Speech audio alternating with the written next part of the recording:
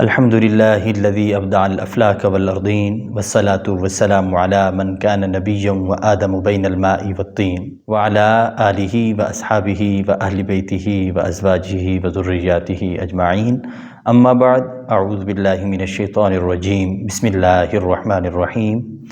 يا أيها الذين آمنوا كتب عليكم الصيام كما كتب على الذين من قبلكم لعلكم تتقون أياما معدودات صدق اللہ مولانا العظیم وبلغنا رسولہ النبی الکریم ان اللہ وملائکتہ یصلون علی النبی یا ایہا الذین آمنوا صلوا علیہ وسلموا تسلیما اللہم صلی وسلم دائما ابدا علی حبیبک خیر الخلق کلہم۔ حمد و صلوات کے بعد ناظرین کرام، رمضان المبارک کی خصوصی نشریات میں ہم آپ کا خیر مقدم کرتے ہیں۔ ناظرین کرام، رمضان المبارک کا موقع زندہ انسانوں کو سال میں ایک مرتبہ ہی ملتا ہے، اور یہ ایک ایسا موقع ہوتا ہے کہ جس میں ہم کوئی اچھی عادت اپناتے ہیں اور کسی بری عادت سے چھٹکارا پاتے ہیں۔ ہم دیکھتے ہیں کہ کسی کا ہم نے دل دکھایا ہے تو کس طرح ہم اس کی دل کی بھرپائی کر سکتے ہیں، اور اگر کسی کی حق تلفی کی ہے تو کس طرح اس کے حقوق پورے کیے جا سکتے ہیں۔ اور ہم دیکھتے ہیں کہ اگر ہم سے کوئی خطا سرزد ہوتی ہے، ہماری کوئی بری عادت ہے، اگر ہم بد نظری کے مرتکب ہیں، اگر ہم لغو کے مرتکب ہیں، اگر ہم فضول گوئی کے مرتکب ہیں، تو کس طرح اس پہ کنٹرول کیا جا سکتا ہے، کس طرح اس پر قابو پایا جا سکتا ہے۔ یہ رمضان المبارک اس چیز میں ہماری معاونت کرتا ہے۔ رمضان المبارک کا خاصا تعاون ہمیں حاصل ہوتا ہے۔ کیوں؟ اس لیے کہ اللہ تبارک و تعالی نے یہ جو چند ایام ہمیں عطا فرمائے ہیں کہ ان ایام میں جو باقی دنوں میں ہم عبادت کرتے ہیں، کوئی نیکی کا عمل کرتے ہیں، تو اس کا اجر و ثواب شاید ایک بار ہی ملتا ہو، لیکن ان ایام میں اگر ہم کوئی اچھی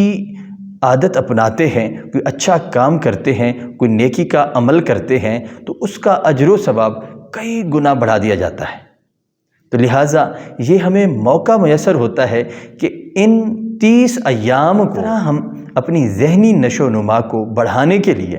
ہماری روحانی نشو و نما کو بڑھانے کے لیے کس طرح ہم اس کا استعمال کر سکتے ہیں۔ تو آئیے آج اسی مضمون پہ، اسی ٹاپک پہ ہم تھوڑا سا کلام کریں گے انشاءاللہ۔ تو امید ہے کہ اللہ تبارک و تعالیٰ اس پہ ہم سب کو عمل پیرا ہونے کی بھی توفیق عطا فرمائے گا، آمین۔ سوال یہ ہے کہ رمضان المبارک میں کس طرح ہم اپنی پوشیدہ قوتوں کو اجاگر کریں گے۔ تو سب سے پہلے تو تہیہ کرنا ہے کہ ہم اس رمضان میں بھرپور کوشش کریں گے اپنے آپ کو بدلنے کے لیے، اپنے اندر انقلاب برپا کرنے کے لیے۔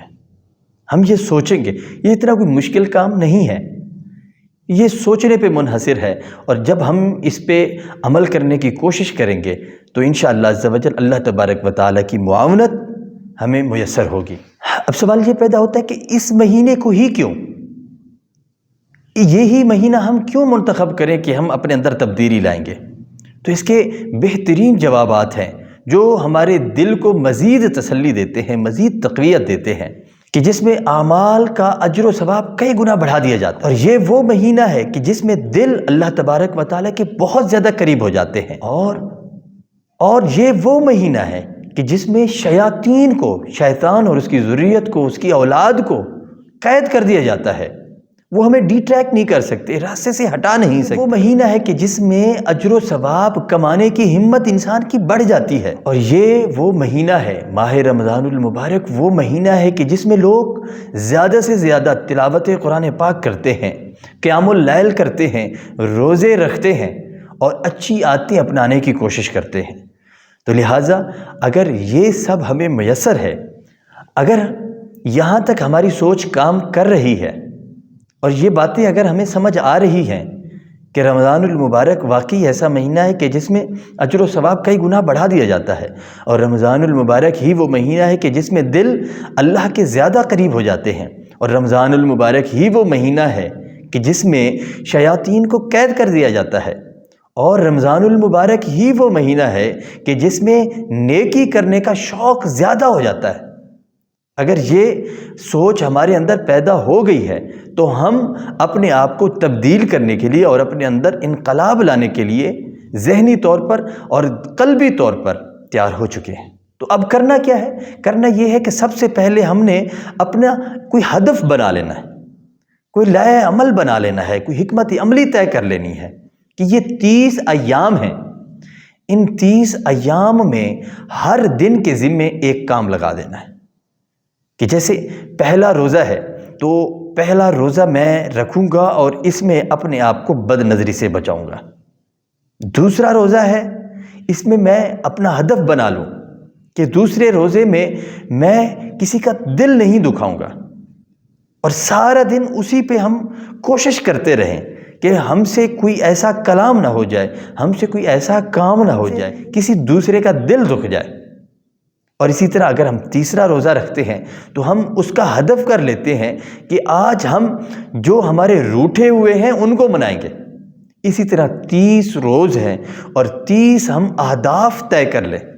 کہ ہمارے 30 ہدف ہوں گے، اور ہر دن اپنی سہولت کے مطابق ہم ایک ایک ہدف پہ کام کریں۔ تو میرے بھائیوں، پھر وہ وقت دور نہیں کہ جب یہ 30 روز ختم ہو جائیں گے اور رمضان المبارک چلا جائے گا، مگر ہمارے اندر انقلاب برپا کر جائے گا۔ پھر ہم ہی وہ ہوں گے جو رمضان سے پہلے بد نظری کرتے تھے، رمضان کے بعد بد نظری سے گریز کریں گے۔ ہم ہی وہ ہوں گے جو رمضان سے پہلے لغو کرتے تھے،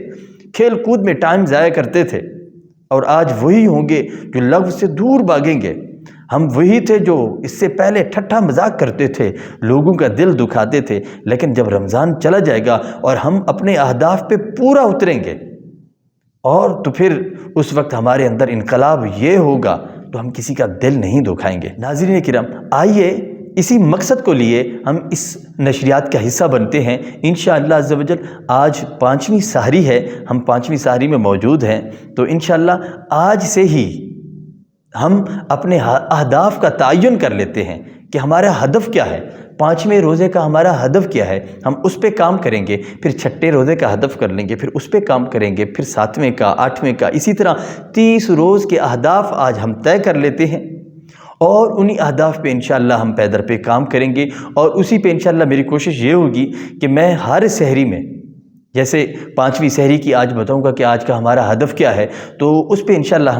میں سمیت آپ سب جو میرے دیکھنے والے ناظرین ہیں، تو اس پہ انشاءاللہ ہم کوشش کریں گے کہ اس ہدف کو پورا کریں، اور سارا دن اسی پہ کوشش کریں گے کہ آج ہم اسی پہ ہی اپنی توجہ مرکوز رکھیں گے اور یہی کام کرنا ہے۔ ناظرین کرام، آج رمضان المبارک کی 5ویں سحری ہے، تو آج جو ہم ہدف طے کریں گے وہ ہے کہ آج یوم قرآن منائیں گے۔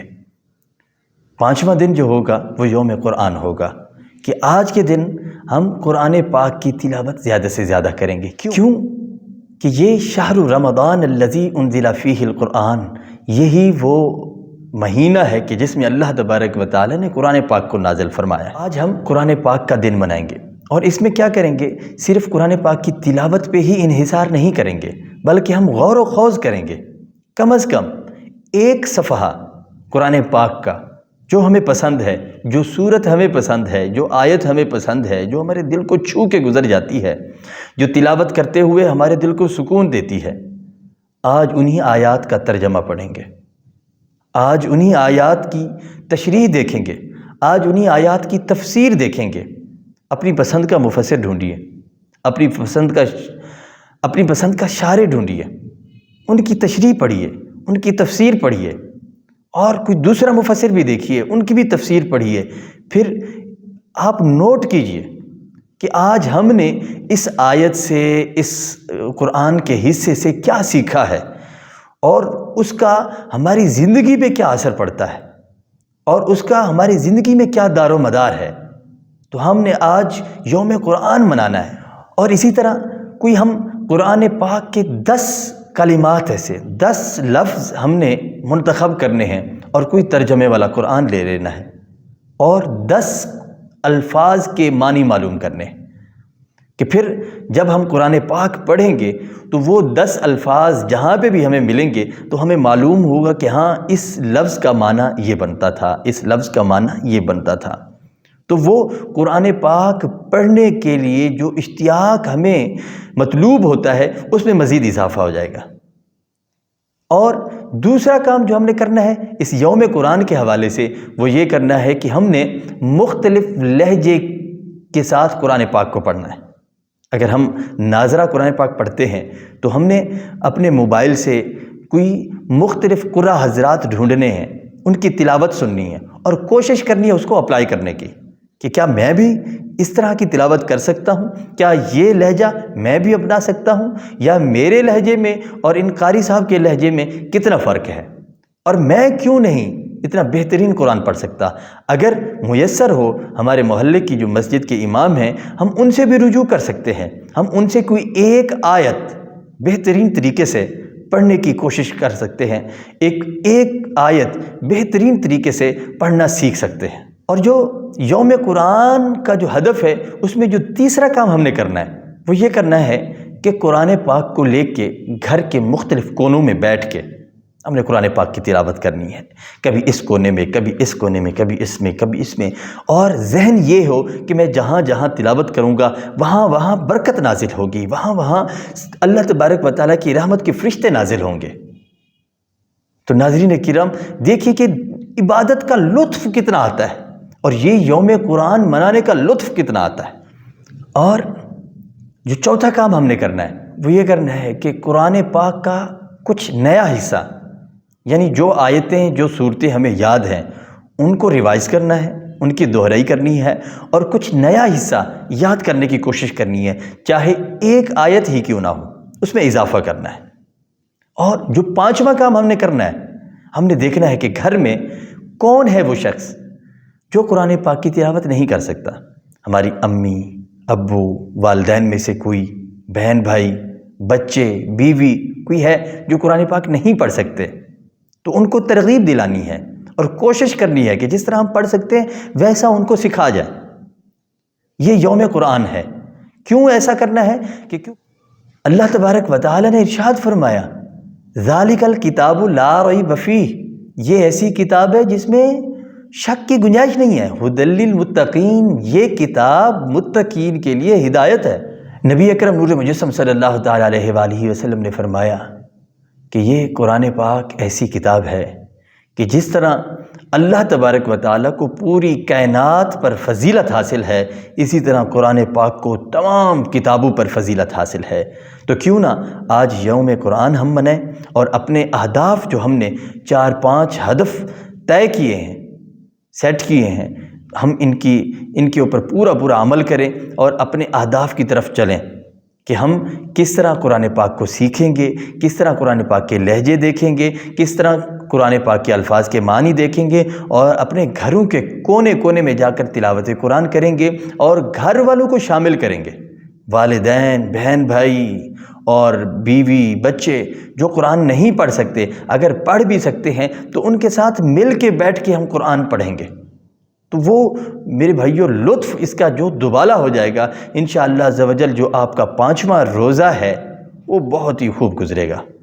دعا ہے کہ اللہ رب العزت ہمیں یہ ہدف پہ پورا اترنے کی توفیق عطا فرمائے، تعالیٰ رمضان المبارک کی تمام عبادات کو مقبول و منظور فرمائے۔ انشاءاللہ عز و جل کل پھر 6 روزے میں 6 ہدف کے ساتھ انشاءاللہ ملتے ہیں۔ کل تک کے لیے اپنے میزبان محمد منصور الحسن کو اجازت دیجیے۔ اللہ نگہبان۔